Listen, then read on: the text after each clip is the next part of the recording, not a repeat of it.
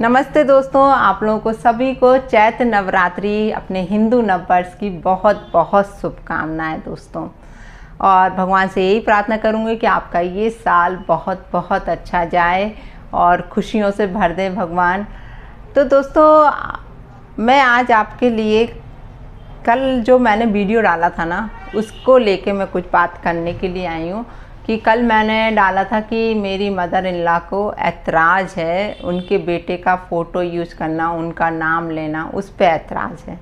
तो आप लोगों ने मुझे उस वीडियो पर बहुत सपोर्ट किया, सच बता रही हूँ, और बहुत अच्छे कमेंट आए। तो मुझे बहुत अच्छा भी लगा कि एटलीस्ट आप लोग मेरी बात को समझ पाए कि मैं क्या कहना चाह रही थी। उसमें से कुछ कमेंट बहुत अच्छे आए जो मैं आप लोगों को पढ़ के बताती हूँ। एक कोई making creativity and craft blog करके उन्होंने लिखा है कि अरे दीदी, बेटी भी इसलिए रख रही है क्योंकि उनके पास प्रॉपर्टी है। जिस दिन प्रॉपर्टी बेटी के नाम कर देंगी, बेटी भी उस दिन छोड़ देगी। और अब आप फेमस होने लगी हो ना, तो शायद जलन होने लगी होगी। वो गलत है ना अपनी जगह, इसलिए वो ऐसी बात बोल रही हैं। तो देखिए, ये कुछ मुझे समझ में नहीं आया कि हो सकता हो उन्हें जलन हो रही, क्योंकि फेमस वाली बात जो रही वो फेमस में पहले से थी। हाँ, मैं ऑल इंडिया में फेमस नहीं थी उस टाइम पे, लेकिन विदिशा में तो थी ना। मेरा अच्छा खासा क्लास भी चल रहा था उस टाइम पे, सब कुछ बढ़िया। मेरा नाम तो शुरू से ही रहा है, क्योंकि वो ही चीज़ तो मेरे हस्बैंड को हमेशा से अखरती थी।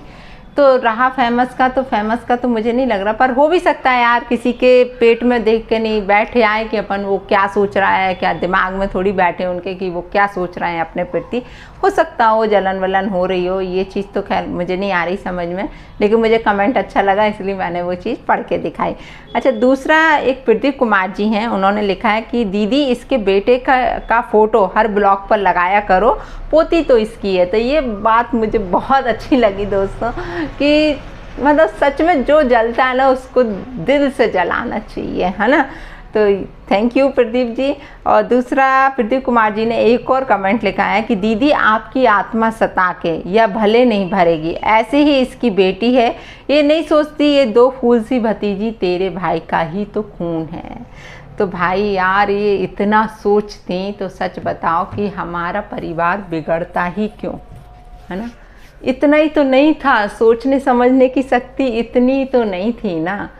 चलो ठीक है, माना हम और हस्बैंड वाइफ में इतना प्रॉब्लम रही, ठीक है, हस्बैंड वाइफ की थी, लेकिन बच्चियों से क्या दुश्मनी थी यार। वो भी बेटियां, बेटा भी होता तो भी मैं समझ ली, बेटियों वो तो दूसरे घर की, आज आपके घर है कल दूसरे घर चली जाए, तो बेटियों से आपकी क्या दुश्मनी थी यार। मुझे तो वो भी समझ में नहीं आया कभी भी, कि खून तो आपका ही है ना। मैं हमेशा बोलती खून तो आपका ही है, तो फिर आपका उनके प्रति कभी कोई फ़र्ज नहीं बना यार, कोई रिस्पॉन्सिबिलिटी नहीं रही आप लोगों की। क्या सिर्फ मेरी ही रिस्पॉन्सिबिलिटी थी, आपके बेटे की नहीं थी, आपकी नहीं थी? जबकि दादा दादी तो अपने बच्चों को कितना प्यार करते हैं यार। आपके मन में कभी ये प्यार नहीं आया? क्योंकि आपको तो अटैचमेंट था ही नहीं ना मेरे से ना मेरे बच्चों से। आपको तो हम दुश्मन दिखते थे, आपकी आंखों के वो थे हम तो, कि कब ये मतलब सूल टाइप का, कि कब निकल जाएं इधर से। क्योंकि पूरी प्लानिंग आपकी हमेशा हम लोग को अलग करने की, हमेशा हमको भगाने की ही रहती थी। ये चीज़ इनको कहाँ से आएगी दोस्तों मन में कि ये इनका खून है तो हमें इसके लिए सोचना चाहिए कुछ। और खैर छोड़ो, जब रह के नहीं सोचा तो अब मैं क्यों उनसे एक्सपेक्टेशन मैं तो कभी रखती भी नहीं हूँ। मुझे तो हंसी भी आती है, और कभी चवन्नी का कुछ नहीं किया। मैं सच बता रही हूँ, मेरे बच्चों के लिए जो किया मैंने किया, और मैं करके भी दिखा रही हूँ, और उन्हें आगे बढ़ाकर भी दिखाऊं, क्योंकि मुझे अपनी मेहनत पे पूरा भरोसा है। क्योंकि बच्चे मैंने आपकी दम पे पैदा नहीं किए थे, बच्चे मैंने अपनी दम पे पैदा किए थे, है ना। और हर माँ अपने बच्चों के लिए दिल जान से करती है, और मैं भी वही हूँ। मैं अपने बच्चों के लिए पूरा 100% लगा रही हूँ, इतनी मेहनत कर रही हूँ कि मेरे बच्चों को मैं उनकी ऊंचाइयों तक पहुँचा सकूँ। क्योंकि मुझे ऐसा नहीं है कि मुझे आपके लिए बैठूँ कि नहीं आप मेरे लिए कुछ करोगी तो ही मैं बच्चों के लिए ऊंचाइयों तक पहुँचा पाऊँगी। और एक इंसिडेंट और मैं आप लोगों के साथ शेयर करना चाहती हूँ दोस्तों, क्योंकि कई क्वेश्चंस मेरे पास ऐसे आते हैं कि मैडम कभी मतलब बच्चियों ने याद नहीं किया अपने फादर को, या फिर कभी उनने मिलने की कोशिश नहीं करी क्या। तो मैं आपको बता दूं कि उन्होंने तो कभी मिलने की कोशिश नहीं करी, जबकि मजिस्ट्रेट ने बोला था कि जब मेरा डाइवोर्स हुआ था कि फादर यदि मिलना चाहे तो बायोलॉजिकल फादर है, वो कभी भी अपनी बच्चियों से मिल सकता है। तो इन्होंने कभी भी कोशिश नहीं करी मेरे बच्चों से मिलने की, और ना फिर मैंने भी मिलवाने की कोशिश, मैं क्यों जाऊं अपने आप से उनको मिलवाने के लिए। तो एक दिन की बात है, राधिका जब 8th क्लास में थी, आज से 2 से 3, अब तो मतलब 3 साल पुरानी बात है। राधिका बोलती हैं, एक दिन रो रही थी बैठी बैठी, तो मैंने उनसे पूछा कि क्यों रो रही हो बेटा। तो बोलती हैं कि माँ मुझे अपने पापा की याद आ रही है। तो मुझे भी अजीब सा लगा कि इतने टाइम बाद इसको ऐसा क्यों। हालांकि देखो राधिका ने सब कुछ देखा हुआ है, तो बहुत डिस्टर्ब भी रही है अपनी लाइफ में। मैं आप लोगों को एक बात बता दूं, क्योंकि कहीं ना कहीं बच्चों को मन में ये चीज़ आती है यार, भले ही वो मन अपन से बोल नहीं पाते हैं, लेकिन उनका उनके फादर से अटैचमेंट रहा है, क्योंकि वो उनके साथ रही हैं, तो सब कुछ इसलिए तो हो सकता है उसको याद आ रही हो। तो मैं भी यार थोड़ी डिस्टर्ब हो गई ये सब सुन के। तो मैंने उससे कहा कि क्या करना है फिर बेटा, तो बोलती मुझे उनसे मिलना है, ऐसा बोली वो। तो मैंने कि बेटा यार मैं मतलब कैसे लेके जा सकती हूँ तुमको, क्योंकि हो सकता है नाना नानी गुस्सा करने लगे, क्योंकि यार मैं उनके साथ रह रही हूँ, तो मुझे उनकी परमिशन के बगैर तो मैं नहीं जा सकती ना। तो बोलती है कि मम्मी ने मेरे को तो बहुत याद आ रही हो, मुझे अपने पापा से मिलना। वो जिद पकड़ने लगी, खूब रोने लगी, मैं भी रोने लगी उसके साथ कि यार बच्चे कितना डिस्टर्ब हो जाते हैं, उन्हें मदर भी ज़रूरी है, उन्हें फादर भी ज़रूरी है, उन्हें पूरी फैमिली ज़रूरी है।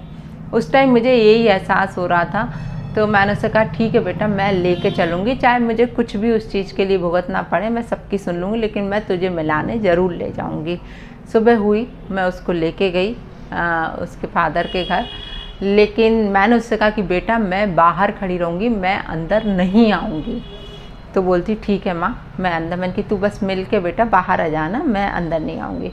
तो वो गई, मैं बाहर खड़ी रही घर के बाहर। तो उस टाइम इत्तेफाक से क्या हुआ कि उसकी मदर मतलब दादी भी नहीं थी उसकी राधिका की, और उसके पापा भी घर पे नहीं थे। उसकी बुआ आई हुई थी, मतलब मेरी सिस्टर इन लॉ आई थी। तो वो जैसे ही इसने दरवाज़ा खटखटाया तो वो निकली बाहर। तो वो जैसे उसने राधिका को देखा तो वो शॉक्ड भी हो गई। तो बोली कि अरे तुम कैसे आई। तो बोलती कि बुआ मुझे अपने पापा से मिलना है। तो बोली भी कि कौन आया है आपके साथ। तो बोली मम्मा आई हैं, बाहर खड़ी हुई हैं। तो उस टाइम उसने, मैं झूठ नहीं बोलती, जो भी सच होता है मैं बताती हूँ, कि उसने मेरे साथ अच्छा बिहेवियर किया। उसने बुलाया मेरे को अंदर कि भाभी आप अंदर आ जाइए, अंदर आके बैठ जाइए।